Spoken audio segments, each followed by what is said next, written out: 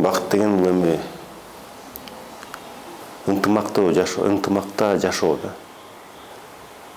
Эң негизгиси өзүң менен ынтымактуу болсоң, тегерек четтеги эл менен ынтымак болсоң, жакындарың менен ынтымактуу болсоң, анан негизи эле ошо табигат менен ынтымактуу болсоң, ошол кандайдыр бир бакыт деген сезимди берет да.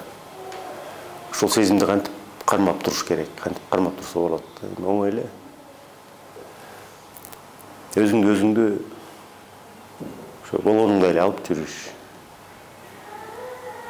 Адам баласына жамандык каалабау.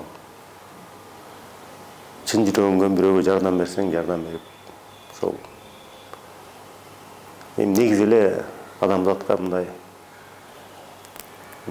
чын дилиң менен жакшы көрүү десемби, же кандай, как по-доброму относиться.